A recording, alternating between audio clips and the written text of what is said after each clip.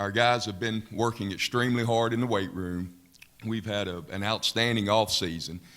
We got a large number of transfers in January, guys that have really worked themselves into the program along with our returners. So we're very excited about this upcoming season. One of the reasons I'm so excited, the two guys sitting here next to me, Jonathan Woodard, all-conference defensive end, and Kyle Stouffer, second-team all-conference offensive tackle.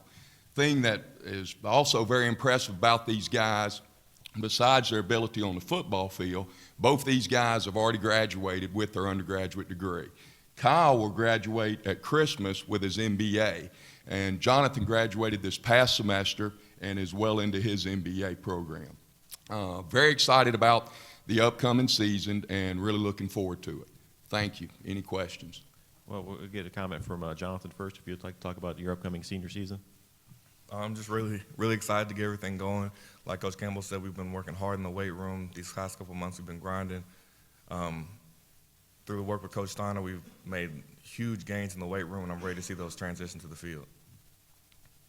Kyle, your turn if you'd like to give us a statement about the upcoming season. Yeah, just like Jonathan said, done a lot of work this offseason and in the spring. We've been working hard as an offense, got a lot of depth coming back at a lot of positions. Got some guys that need to step up and replace people who left, and looking for a great season this year.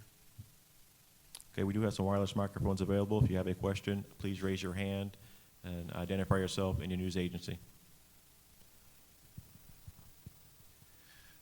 John Lenz from the Hammond Daily Star. Coach, 1 year in now, when you came out of this season, last season, your first experience, I know you'd been in it before, had some experience before, but what did you decide you guys had to do to get better and make up the ground that you needed to make up? What areas did you specifically target this offseason to improve?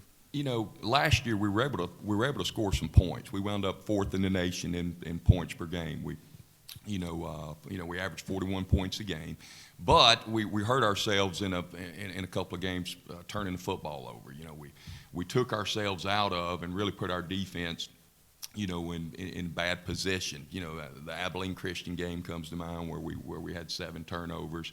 The Southeastern game comes to mind where we had a chance to put points on the board early in the game and turned it over in the red zone. So, offensively, we looked at it in a couple of different areas. Offensively, the thing we need to do is continue with the offensive production, but cut down on the amount of turnovers.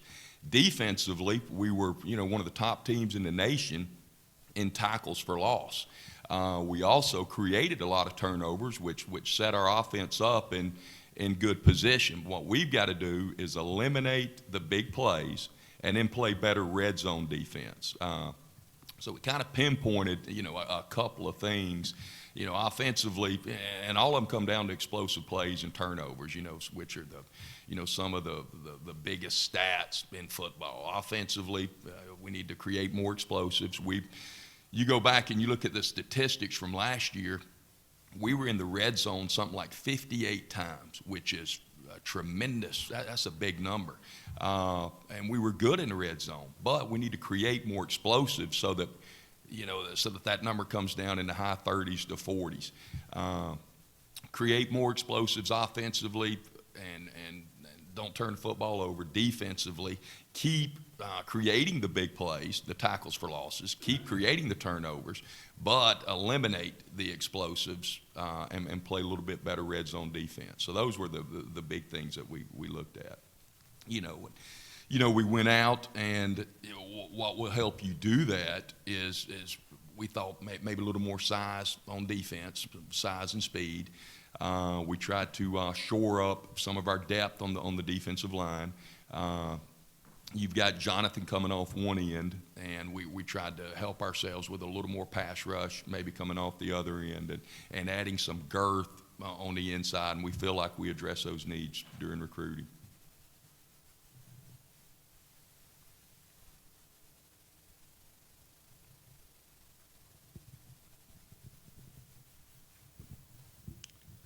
Coach Alex Hickey, Lake Charles American Press.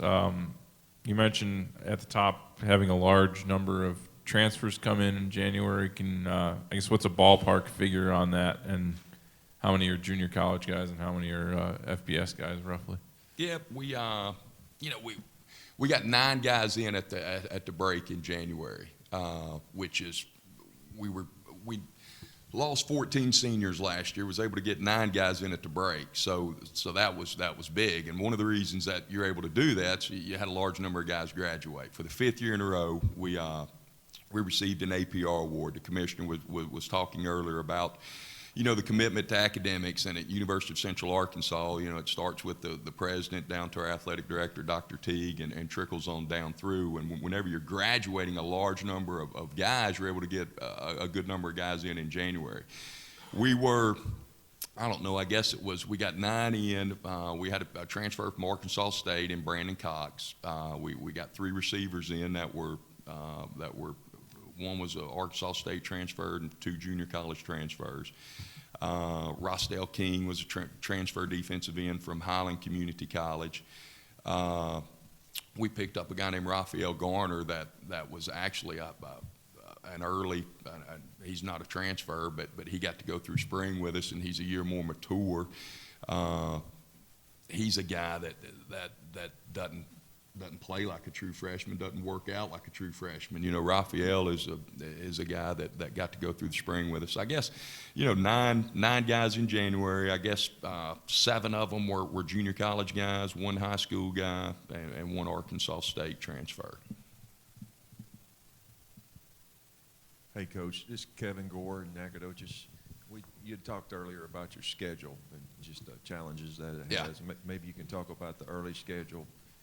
And then maybe on down the line in the schedule, you've got a good home schedule. Yeah, the schedule is, it's very, they say with each adversity comes great opportunity, and our schedule is set as such. Our first 3 games were on the road, which that's not the way you would draw it up in one way to look at it, but the other way to look at it is you navigate those first 3 games, which you got to take them 1 game at a time anyway. If we can take care of business those first 3 games, the schedule really flips, because once you get those 3 out of the way, 5 of your next 8 are at home. And you've got, the 3 teams that made the playoffs last year with your Stephen F., Sam and SFA and Southeastern, coming to Conway.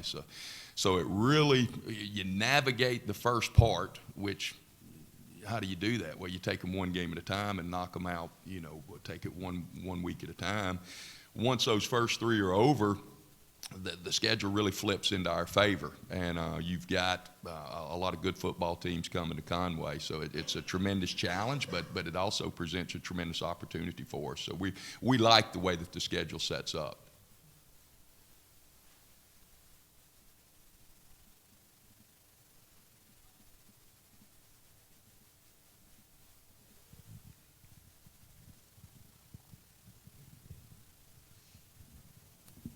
This is for Jonathan and Kyle.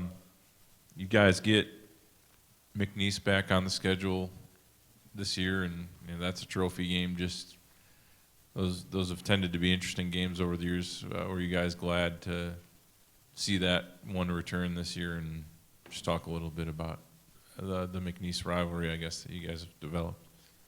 Yeah, I'm definitely glad to see it back on our schedule. We didn't get to play them last year, and I know that I take pride in playing the best teams in our conference, and I feel like McNeese is definitely one of the best teams. And I also like the fact that we'll be able to take them on the stripes, somewhere that we'll take pride in defending. So that'll definitely be a game to look forward to. Yeah, it's a great game every year. Excuse me, I'm sorry. And you get to play for a trophy, which is just more fun, added incentive. And the last time they came to Conway, they got the better of us. So we're looking to definitely come back and win that game this year.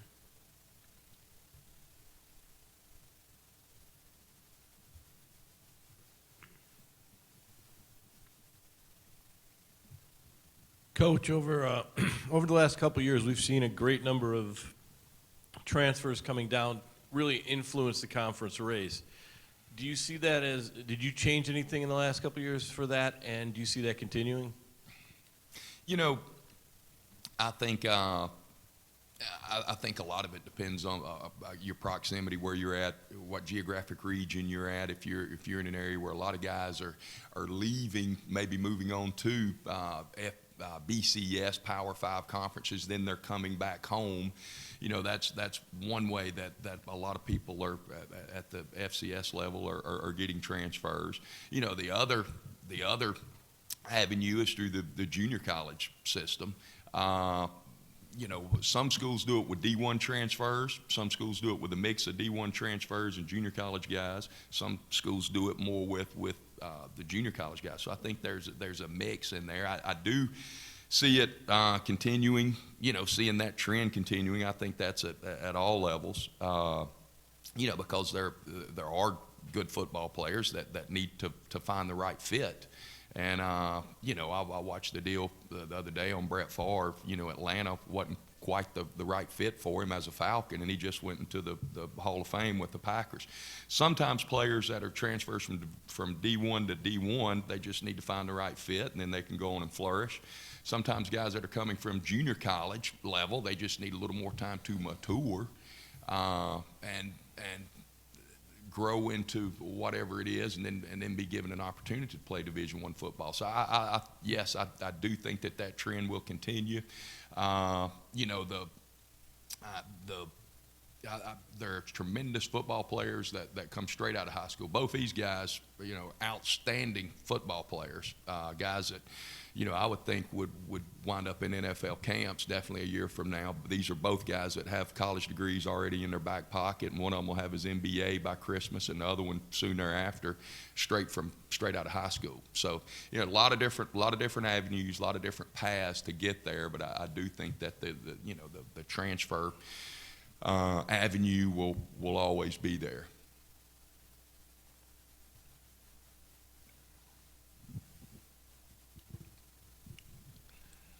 You'll have a new starting quarterback this year. What's that situation shaping out? Yep. You know, Taylor Reed, we had named Taylor our starting quarterback heading into last season, and he started the Texas Tech game for us and had an outstanding game against Texas Tech. You know, they beat us 42-35 at their place, but we were able to put some points on the board, and he played, I don't know, till I guess it was halfway through the Montana State game, and he suffered a concussion. And then Ryan took over and did an outstanding job for us.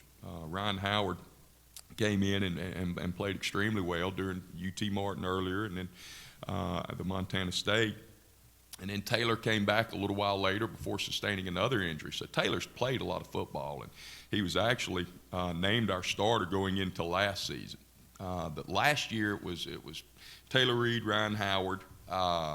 You had a two-man show there, and both of them were competing for the job.